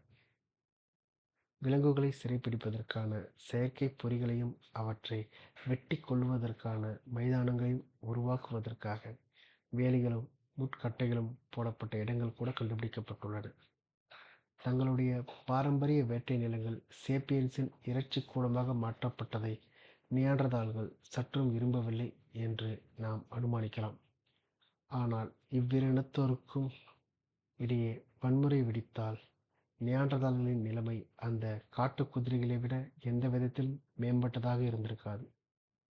பாரம்பரியமான போக்கில் ஒத்துழைக்கின்ற 50 நியாண்டர்தால்கள் பல்துறை அறிவு படைத்த புதுமை புனைவாளர்களான 500 சேப்பியன்ஸுக்கு எவ்விதத்திலும் ஈடானவர்களாக இருக்கவில்லை. முதல் சுற்றில் சேப்பியன்ஸ் தோற்றுவிட்டால் கூட அடுத்த சுற்றில் வெற்றி பெறுவதற்கு உதவக்கூடிய புதிய உக்திகளை விரைவில் அவர்களால் கண்டுபிடிக்க முடிந்தது. அறிவு புரட்சியால் என்ன நிகழ்ந்தது? ஹோமோ சேப்பியன்ஸை சூழ்ந்திருந்த உலகை பற்றிய அதிக அளவிலான தகவல்களை பரப்புவதற்கான திறன், சிங்கங்களை தவிர்த்தல், காட்டெருதுகளை வேட்டையாடுதல் போன்ற சிக்கலான நடவடிக்கைகள் திட்டமிட்டு செயல்படுத்தப்பட்டன. சேப்பியன்ஸின் சமூக உறவுகளை பற்றிய அதிக அளவிலான தகவல்கள் பரப்புவதற்கான திறன், சுமார் 150 தனிநபர்களை உள்ளடக்கிய மிக பெரிய மற்றும் அதிக இணக்கமான குழுக்கள் உருவாயின. பழங்குடியின ஆவிகள், நாடுகள், லிமிடெட் நிறுவனங்கள், மனித உரிமைகள் போன்ற யதார்த்தத்தில் இல்லாத விஷயங்களை பற்றிய தகவல்களை பரப்புவதற்கான திறன், அதிக எண்ணிக்கையிலான அந்நியர்களுடன் இடையே ஒத்துழைப்பு ஏற்பட்டது. சமூக நடத்தையில் பெரும் வேகத்தில் புதுமை நிகழ்ந்தது. வரலாறும் உயிரியலும். சேப்பியன்ஸ் உருவாக்கிய பல்வேறுபட்ட கற்பனையான யதார்த்தங்களும் அதன் விளைவாக உருவான பல்வேறுபட்ட நடத்தை போக்குகளும் தான் கலாச்சாரங்கள் என்று நாம் அழைக்கின்ற விஷயத்தின் முக்கிய அம்சங்களாகும். கலாச்சாரங்கள் தோன்றியவுடன் அவை நில்லாமல் தொடர்ந்து மாறிக்கொண்டும் வளர்ந்து கொண்டும் இருக்கலாயின. நிறுத்தப்பட முடியாத இந்த மாற்றங்களைத்தான் நாம் வரலாறு என்று அழைக்கிறோம். வரலாறு உயிரியல் இடமிருந்து விடுதலை பெற்ற கணம்தான் அறிவு புரட்சி உருவான கணமாகும். அறிவு புரட்சி ஏற்படும் வரை அனைத்து மனித இனங்களும் செய்த அனைத்து விஷயங்களும் உயிரியல் தளத்திற்கு உட்பட்டவையாக இருந்தன. நீங்கள் விரும்பினால் அவை வரலாற்றுக்கு முந்தைய காலகட்டத்திற்கு உட்பட்டவை என்று கூறலாம். அறிவு புரட்சி ஏற்பட்டதிலிருந்து ஹோமோசேப்பியன்ஸின் வளர்ச்சியை விளக்குவதற்கான முதன்மை வழியாக இருந்த உயிரியல் கோட்பாடுகள் தூக்கி எறியப்பட்டு வரலாற்று ரீதியான விவரிப்புகள் அவற்றின் இடத்தை பிடித்து கொண்டுள்ளன. கிறித்துவ மதத்தின் வளர்ச்சியை அல்லது பிரெஞ்சு புரட்சியின் எழுச்சியை நாம் புரிந்து கொள்ள வேண்டும் என்றால் மரபணுக்கள், ஹார்மோன்கள், உயிரினங்கள் ஆகியவை ஒன்றன் மீது ஒன்று ஏற்படுத்தும் தாக்கங்களை மட்டும் நாம் புரிந்து கொண்டால் போதாது. யோசனைகள், காட்சிகள், கற்பனைகள் ஆகியவை ஒன்றன் மீது ஒன்று ஏற்படுத்தும் தாக்கங்களையும் நாம் புரிந்து கொள்ள வேண்டியது இன்றியமையானது. அதற்காக ஹோமோசேப்பியன்ஸும் மனித கலாச்சாரமும் உயிரியல் விதிகளிலிருந்து விதிவிலக்கு பெற்றுவிட்டதாக பொருள்படாது. நாம் இன்னும் விலங்குகள்தான். நம்முடைய உடற்திறனும் உணர்ச்சித்திறனும் அறிவுத்திறனும் இன்றும் நம்முடைய டிஎன்ஏவால் தான் தீர்மானிக்கப்படுகின்றன.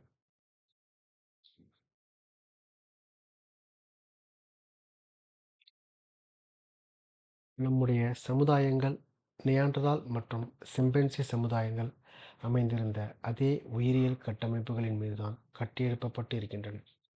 உணர்வுகள், உணர்ச்சிகள், குடும்ப பிணைப்புகள் ஆகிய அந்த அடிப்படை உயிரியல் கட்டமைப்புகளை நாம் எவ்வளவு அதிகமாக கூர்ந்து ஆராய்கிறோமோ நமக்கு பிற மனித குரங்குகளும் இடையே அவ்வளவு குறைவான வேறுபாடுகளையே நாம் காண்கிறோம். ஆனால் தனிநபர் நிலையில் அல்லது குடும்ப நிலையில் வேறுபாடுகளை தேடுவது ஒரு தவறான அணுகுமுறையாகும். ஒற்றைக்கு ஒற்றையாக பார்த்தால் நாமும் சிம்பன்சிகளும் நாம் ஒப்புக்கொள்ளாத தயங்கக்கூடிய விதத்தில் பெரிதும் ஒத்திருக்கின்றோம். 150 தனிநபர்கள் என்ற எல்லையை நாம் தாண்டும்போதுதான் நமக்கும் சிம்பன்சிகளுக்கும் இடையே குறிப்பிடத்தக்க வேறுபாடுகள் தெரிய தொடங்குகின்றன. நாம் 1000 முதல் 2000 தனிநபர்கள் என்ற எல்லையை எட்டும்போது தென்படுகின்ற வேறுபாடுகள் பிரமிப்பூட்டுகின்றன.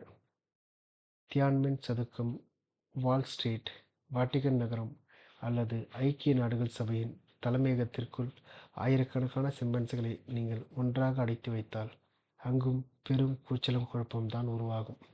இதற்கு நேர்மாறாக சேப்பியன்ஸ் அடிக்கடி இப்படிப்பட்ட இடங்களில் ஆயிரக்கணக்கில் ஒன்று கூடுகின்றனர். அவர்கள் எல்லோருமாக ஒன்றிணைந்து வர்த்தக தொடர்புகள், பெருந்திரளான நபர்களை உள்ளடக்கிய கொண்டாட்டங்கள், அரசியல் அமைப்புகள் போன்ற ஒழுங்குடன் கூடிய போக்குகளை உருவாக்குகின்றனர். இவற்றை அவர்களால் தனிநபர்களாக ஒருபோதும் உருவாக்கியிருக்க முடியாது. நமக்கும் சிம்பன்சிகளுக்கும் இடையேயான உண்மையான வேறுபாடு பெரும் எண்ணிக்கையிலான தனிநபர்களையும் குடும்பங்களையும் குழுக்களையும் பிணைக்கின்ற கட்டுக்கதைகள் எனும் பசைதான். இப்பசை புதிதாக விஷயங்களை உருவாக்குவதில் நம்மை வல்லுநர்களாக ஆக்கியுள்ளது. கருவிகளை உருவாக்குதல், அவற்றை பயன்படுத்துதல் போன்ற பிற திறமைகளும் நமக்கு தேவைதான். ஆனால் பலருடன் சேர்ந்து ஒத்துழைப்பதற்கான திறன் இல்லாவிட்டால் கருவிகளை உற்பத்தி செய்வதால் எந்த நன்மையும் விளையப் போவதில்லை. 30,000 ஆண்டுகளுக்கு முன்பு தீக்கற்களை கொண்டு செய்யப்பட்ட கூரான ஈட்டிமுனைகளை கொண்ட கம்புகள் மட்டுமே இருந்த நம்மிடம் இப்போது எப்படி கண்டம் விட்டு கண்டம் பாய்ந்து செல்லக்கூடிய அணுகுண்டுகளை கொண்ட ஏவுகணைகள் இருக்கின்றன. உடலில் செயல்பாடுகளை பொறுத்தவரை கருவிகளை உருவாக்குவதற்கான நம்முடைய திறனில் கடந்த 30,000 ஆண்டுகளில் குறிப்பிடத்தக்க எந்த ஒரு மேம்பாடும் நிகழ்ந்திருக்கவில்லை. எடுத்துக்காட்டாக, ஆல்பர்ட் ஐன்ஸ்டீனின் கைத்திறன் வேட்டையாடிக்கும் உணவுப் பொருட்களை சேகரித்தும் வாழ்ந்த ஒரு பண்டைய மனிதனின் கைத்திறனை விட குறைவானதாகவே இருந்தது. ஆனால் பெரும் எண்ணிக்கையிலான அந்நியர்களுடன் ஒத்துழைப்பதற்கான நம்முடைய திறன் வியக்கத்தக்க அளவில் மேம்பட்டுள்ளது. பண்டைய ஈட்டிக்கம்பு ஒன்றை ஒரே ஒரு நபரால் ஒரு சில நிமிடங்களில் உருவாக்க முடிந்தது. ஒரு சில நெருக்கமான நண்பர்களின் அறிவுரையும் உதவியும் மட்டுமே அவனுக்கு தேவைப்பட்டது. ஒரு நவீன அணு ஆயுதத்தை தயாரிப்பதற்கு இவ்வுலகின் பல பகுதிகளைச் சேர்ந்த லட்சக்கணக்கானவர்களின் ஒத்துழைப்பு இன்று தேவைப்படுகிறது.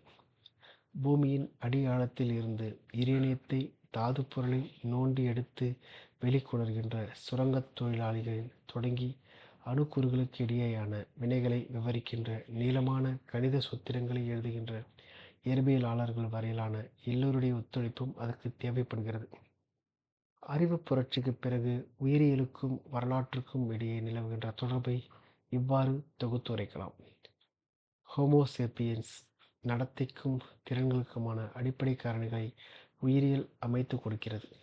இந்த உயிரியல் செயற்களத்தின் எல்லைகளுக்குள் ஒட்டுமொத்த வரலாறும் நிகழ்கிறது. ஆனால் இந்த செயற்களம் அசாதாரணமான அளவில் மிக பெரியதாக இருக்கிறது. சேப்பியன்ஸ் பல்வேறு வகையான வியத்தகு விளையாட்டுகளை விளையாட இது வழிவகுத்துள்ளது. புனைக்கதையை உருவாக்குவதற்கான தங்கள் திறனின் காரணமாக சேப்பியன்ஸ் மென்மேலும் அதிக சிக்கலான விளையாட்டுகளை உருவாக்குகின்றனர். அடுத்தடுத்த தலைமுறையினர் அவ்விளையாட்டுகளை மென்மேலும் வளர்த்தெடுத்து அவற்றை விரிவுபடுத்துகின்றனர். சேப்பியன்ஸ் எவ்வாறு நடந்து கொள்கிறார்கள் என்பதை புரிந்து கொள்வதற்கு அவர்களுடைய செயல்களின் வரலாற்று ரீதியான பரிமாண வளர்ச்சியை நாம் விவரித்தாக வேண்டும். உயிரியல் ரீதியாக நம்மை மட்டுப்படுத்தும் காரணிகளை மட்டுமே கணக்கில் எடுத்துக்கொள்வது உலகக்கோப்பை கால்பந்து போட்டியின் இறுதிப் போட்டியில் கலந்து கொண்டுள்ள விளையாட்டு வர்ணனையாளர் ஒருவர் வானொலி வாயிலாக கால்பந்து மைதானத்தில் விளையாட்டு வீரர்கள் விளையாடிக் கொண்டிருக்கும் விதத்தையும் அங்கு நிகழ்பவற்றையும் பற்றி ரசிகர்களுக்கு விவரிப்பதற்கு பதிலாக அந்த மைதானத்தை பற்றி விரிவாக வர்ணிப்பதை போன்றதாகும். வரலாற்று அரங்கில் நம்முடைய கற்கால மூதாதையர் என்னென்ன விளையாட்டுகளை விளையாடினர்? நமக்கு தெரிந்தவரை 30,000 ஆண்டுகளுக்கு முன்பு ஸ்டேடல் குகையில் சிங்க மனிதனை செதுக்கிய மக்கள் தமக்கு இருக்கின்ற அதே உடல் திறனையும் உணர்ச்சித் திறனையும் அறிவுத்திறனையும் தான் கொண்டிருந்தனர். அவர்கள் தினமும் காலையில் கண் விழித்தபோது என்ன செய்தனர்? காலை உணவிற்கும் மதிய உணவிற்கும் அவர்கள் என்ன சாப்பிட்டனர்? அவர்களுடைய சமுதாயங்கள் எப்படிப்பட்டவையாக இருந்தன? அவர்கள் ஒருவனுக்கு ஒருத்தி என்ற வகையிலான உறவுகளை கொண்டிருந்தனரா? அவர்கள் தனிக்கொடுத்தனம் செய்தனரா? விழாக்கள், ஒழுங்கு நெறிகள், விளையாட்டுப் போட்டிகள், மத சடங்குகள் ஆகியவை அவர்களிடம் இருந்தனவா? அவர்கள் போர்களில் சண்டையிட்டனர்களா? அறிவுப் புரட்சிக்கும் வேளாண் புரட்சிக்கும் இடைப்பட்ட பல்லாயிரக்கணக்கான ஆண்டுகளின் போது நிலவிய வாழ்க்கையை அடுத்த அத்தியாயம் திரைவிலக்கி காட்டுகின்றது.